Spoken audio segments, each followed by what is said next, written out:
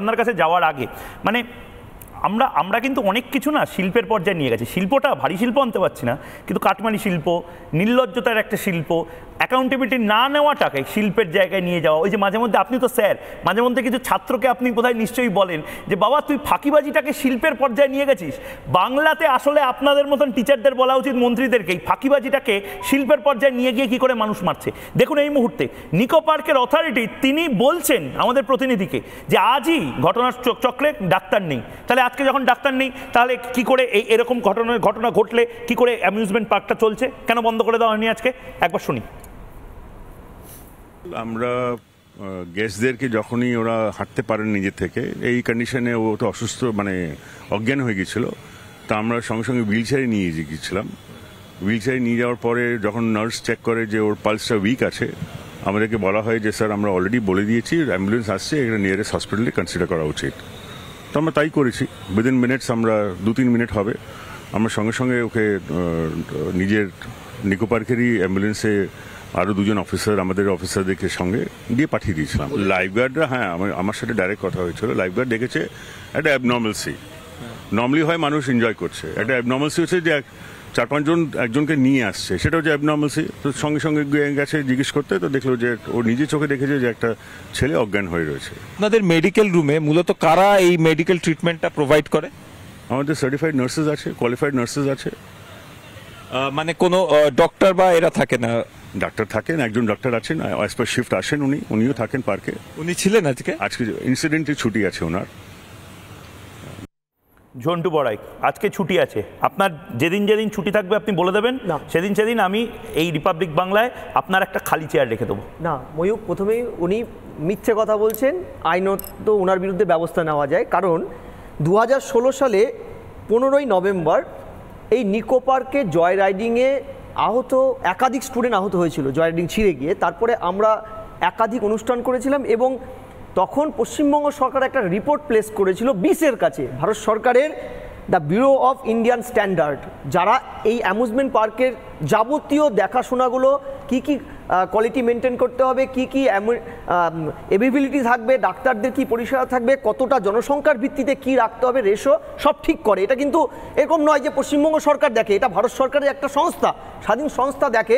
তাদের কাছে রিপোর্ট ছিল, মানে এই পশ্চিমবঙ্গ সরকার রিপোর্টটা দিয়েছিল, পশ্চিমবঙ্গে মুড়ি মুরগির মতন, ব্যাঙের ছাতার মতন গজিয়ে ওঠা পিপিপি মডেলে বা সরাসরি প্রাইভেট মালিকানায় এই যে অ্যামিউজমেন্ট পার্ক, নিকো পার্ক বা নর্থ বেঙ্গলের একাধিক পার্কগুলো, সেগুলোর যাবতীয় পরিকাঠামো কোনোটাতেই কোনো রকমভাবে কিছু কন্ট্রোল হয় না, কোয়ালিটি কন্ট্রোল হয় না, বিপদের ঝুঁকি নিয়ে চলছে। এটা কিন্তু এই ভাষাটা ইউজ করেছিল, বিপদের ঝুঁকি নিয়ে পশ্চিমবঙ্গের একাধিক পিপিটি মডেল, সরকারের সাথে প্রাইভেট এবং সরাসরি প্রাইভেট কনসার্নের এই অ্যামিউজমেন্ট পার্কগুলো চলছে। এবার প্রশ্নটা হচ্ছে, না এটা তো অন্য রাজ্যেও চলছে, কিন্তু আমাদের রাজ্যে আবার বলছি অন্য রাজ্য আমি ভারত ভ্রমণে বেরোবো না। আমাকে ভারত সরকার একটা কথা, আমাকে আপনার কথা বলবেন তো? ভারত সরকার অনুমতি যখন দিয়েছে, জিলিপি সিঙ্গারা তো খাচ্ছ, আজকেও তো আপনি আমার এইসব করেছে ফালতু টাইম কিল কেন করছেন?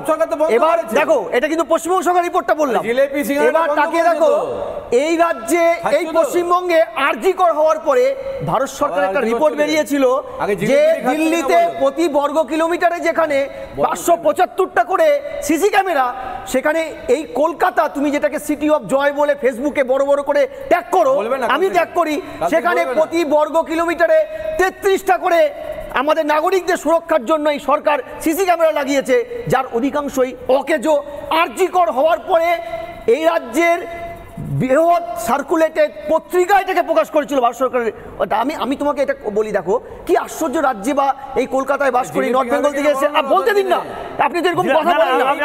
আমার যেহেতু সময় আছে আমি আপনার কাছেই আসছি, জিলাপির খবরটা কি? আপনি জিলাপির খবর, আরে জিলাপির খবর কেন কথা বলছেন?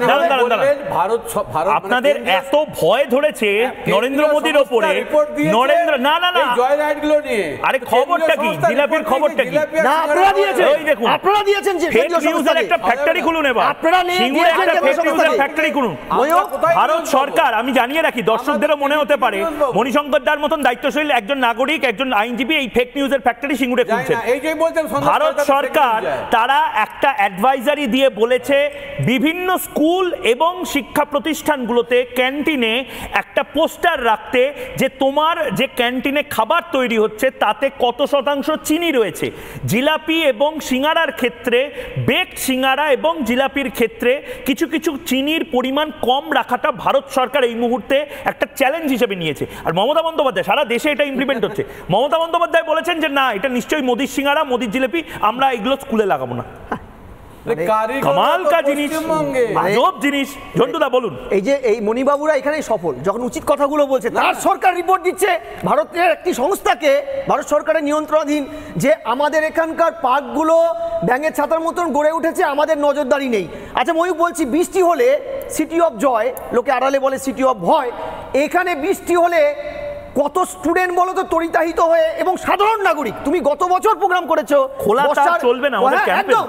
ফলে এখানে, আচ্ছা এই যে পোস্টার কথা বলছো, তোমার এই অনুষ্ঠানে আমি হয়তো আজকে প্রোগ্রাম করতে পারতাম না, কয়েক সেকেন্ডের জন্য আমি ওই পোস্তা ব্রিজের তল থেকে কোনো কারণে বেঁচেছি। ওই জায়গাটা জোড়াসাঁকো ঠাকুর বাড়ি, কোয়ার্টারে থাকি আমি।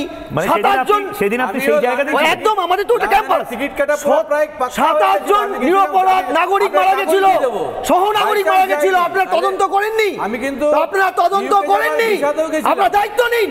এটাই তো ইউপিতে ব্রিজ ভেঙে পড়লে এখানে রাস্তায় অন্য রাজ্যে নেমে পড়েন, অন্য রাজ্যে যখন পোস্তা ব্রিজ ভেঙে পড়লো, অন্য রাজ্যে করেছেন, কাউকে অ্যারেস্ট করার জায়গাতেই থাকে না। আমি দুজনকে থামাচ্ছি। নানা ধরনের কন্টেন্ট দেখার জন্য লাইক করুন, শেয়ার করুন আমাদের ফেসবুক পেজ, সাবস্ক্রাইব করুন আমাদের ইউটিউব চ্যানেল। পাশাপাশি অন্যান্য ব্রেকিং নিউজের জন্য অবশ্যই চোখ রাখুন রিপাবলিক বাংলায়।